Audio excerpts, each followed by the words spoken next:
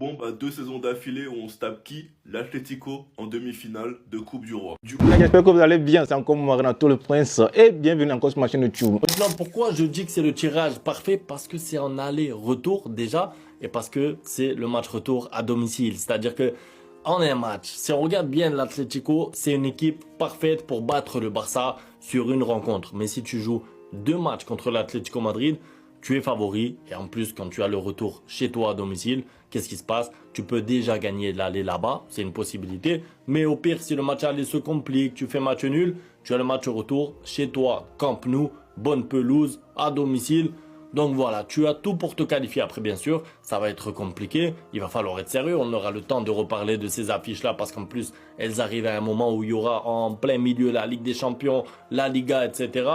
C'est ça aussi d'aller chercher la Coupe du Roi, c'est que tu as 2 matchs en plus contre une très bonne équipe comme l'Atlético Madrid. Donc ça sera très difficile. Ça rajoutera de la charge mentale et physique aux joueurs. Mais globalement, je trouve que c'est le meilleur tirage parce que si tu les élimines ensuite en finale, que ce soit Bilbao, on connaît maintenant, ou la Sociedad, qui c'est vrai a battu le Barça, tu seras favori et je trouve que c'est des équipes. Attendez. Wesh, Rafinha, il est en mode quoi là? Pourquoi il fait rodave? Non, mais là, j'ai pas capté le move. Amine est toujours sur son téléphone, toujours sur TikTok, WhatsApp, Instagram. Il écoute de la musique et met des écouteurs. Le matin, il est toujours somnolent. Je pense qu'il se couche tard. Il ne va pas à des soirées, mais à force d'utiliser son téléphone, il se couche tard. Il y a pas que Lamine, hein. Gavi aussi, il a mangé. Gavi oublie tout. Passeport, écouteurs, sac. On doit toujours s'arrêter pour retrouver ses affaires. Les responsables des matériels fouillent souvent les vestiaires et trouvent quelque chose pour lui, parfois même dans le bus. Moi, je m'assois toujours au fond et en descendant, je vérifie les sièges pour voir s'il a laissé quelque chose. Et carrément, j'en peux plus. En fait, ça me choque même pas du personnage de Gavi. Ça se voit que dans la vie de tous les jours, il est grave comme ça. Même sur le terrain, déjà, lui, c'est un mec. Il met la tête où certains ne mettent pas le pied. Bref, c'est du Gavi, il est fou. Mais concernant Rafinha et ses déclarations, pour vous mettre un petit peu dans le contexte, en fait, il avait été invité à un sort de jeu SofaScore. Et genre, il y avait une partie interview et une partie jeu. Et pendant la partie jeu, en fait, on lui a posé des questions sur les joueurs du Barça en général, histoire de savoir comment ils sont dans la vie de tous les jours, etc.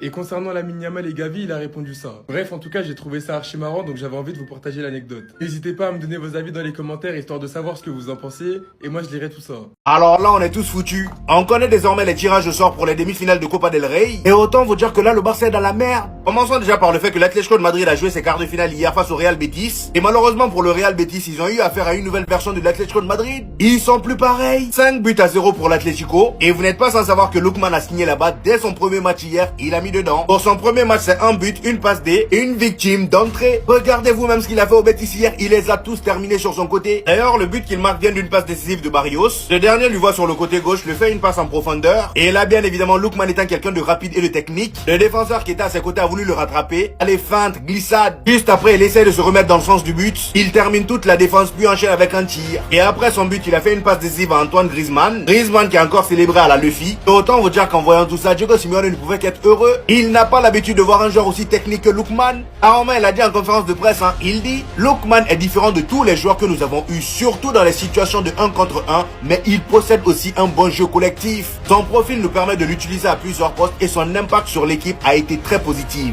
Il s'est senti à l'aise et nous espérons pouvoir l'aider à devenir un joueur encore meilleur, tout comme il peut nous aider à progresser en tant qu'équipe. Vous voyez maintenant la différence, c'est plus le même Atlético de Madrid qui va te jouer le bus, non, maintenant ils ont un technicien devant. Et après le Real Betis, devinez qui va devoir les tester avant le Real Madrid? Et bah c'est le Barça. J'ai tellement hâte de voir ce match là les amis. Le Barça est tombé sur l'Atlético en demi-finale de Copa del Rey. Comme vous l'avez compris, l'autre demi-finale c'est la Real Sociedad face à Bilbao.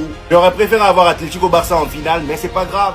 Bon, bah, 2 saisons d'affilée où on se tape qui? L'Atlético en demi-finale de Coupe du Roi. Du coup, de l'autre côté, ce sera Bilbao contre Sociedad. Et les gars, c'est juste là. Le match aller, c'est 10-12 février. Match retour, 4-5 mars. À le jour de mon anniversaire. Comme l'année dernière. Le léger avantage qu'on a, c'est que le match retour se jouera au Camp Nou. Donc la semaine prochaine, on se déplacera au Metropolitano. Avec Pedri qui pour l'instant est blessé, sera de retour contre Levante pour le match aller. Rafinha qui est out pour demain, mais pas forfait contre l'Atlético. Mais il faut aussi prendre en compte qu'il y aura un calendrier très chargé pour l'Atlético en re-affrontant ce week-end Betis qu'ils ont tapé 5-0 déjà en Coupe du Roi. Puis après, ils nous affrontent nous en Coupe du Roi. Ils affrontent Vallecano et leur match de Ligue des Champions. Après, ils ont l'effectif pour faire tourner. On va être le premier gros match de Lookman à l'Atlético. Vous avez reproché au Barça de ne pas avoir gagné assez de gros matchs cette saison. Vous avez tout ce qui fait l'Atlético face au Betis. C'est donc nous les prochains. Nos joueurs qui statent que contre des petits, on verra ce que ça va donner en Coupe du Roi. Même si personnellement, j'aurais préféré les tirer en finale. Parce que là, ça veut dire que la finale, elle aura pas de gueule.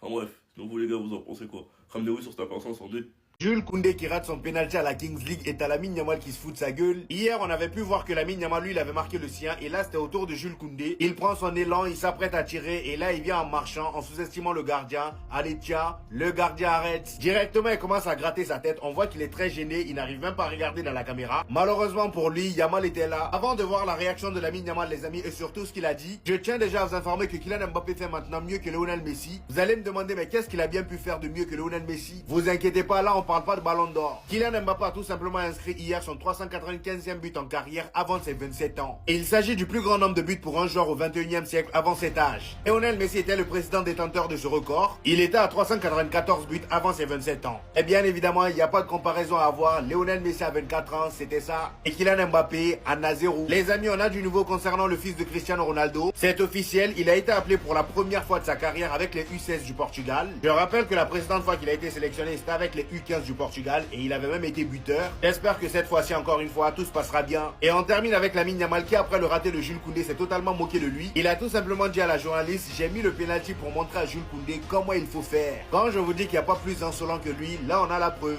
Rafinha, règle numéro 1. Il faut toujours garder pour soi des trucs comme ça. Faut pas trop parler.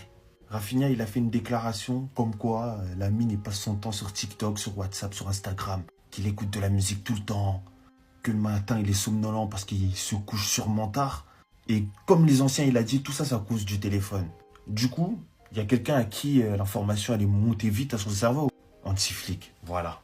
Antiflick vient d'engager dans son staff technique un spécialiste du sommeil.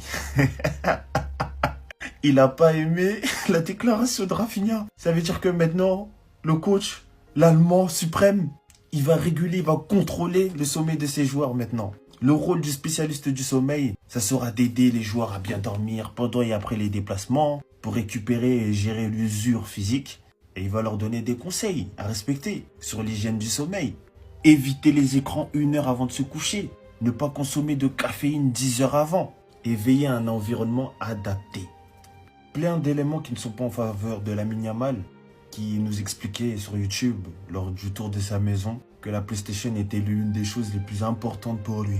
Maintenant, on va voir comment ils vont gérer tout ça. Ça montre aussi que Lamine Yamal est un humain comme nous. Mais le problème, c'est qu'il a un talent, il représente des millions de personnes, et il ne peut pas tout faire comme nous, ça. Il avait besoin de ce coach, qui lui casse les burnes tout le temps. C'était ces Jorginho tout brasure, et dites-moi ce que vous en pensez de tout ça. Bao. Lookman jouera jamais pour mon club et c'est dramatique. C'est dramatique. L'Atlético joue avec Alvarez, Lookman, on joue avec Ferran Torres, Lewandowski, Marcus Rashford. Non, je respecte les anciens, mais ça a un peu plus de gueule quand même. On va pas se mentir. Lookman aujourd'hui, c'est un but, une passe. Il a certes raté 2-3 petits trucs en début de match, mais on sent son impact dans le jeu. Rien que le premier but qu'il met, il est allé envoyer dormir quelqu'un. On connaît très bien son sang-froid dans la surface. Et ça, les gars, c'est game changer. Ils ont pas recruté n'importe qui, ils ont recruté un ballon d'or africain. Ils ont recruté un mec qui a mis un triplé en Europa League face aux favoris. Il a déjoué les plans à lui tout seul de Xabi Alonso. Il participe à l'action du 2-0, il est buteur pour le but du 3-0 et il est passeur pour Griezmann pour le but du 4-0. C'est que son premier match, c'est son premier match. Et quand vous regardez ce mercato d'Alemany, ça vous rappelle quoi? Alemany est en train de gâcher notre vie. Il est en train d'aussi bien travailler à l'Atlético qu'il travaillait au Barça. Quand lui il bosse dur. Même quand il n'y a pas de tal, il arrive à faire des miracles. Alors imagine avec l'Atlético, avec leurs moyens. Maintenant l'Atlético, vous n'avez pas d'excuses. Franchement c'est triste. Sinon vous les gars, vous en pensez quoi? Amenez-vous sur ta pensée, on s'ennuie.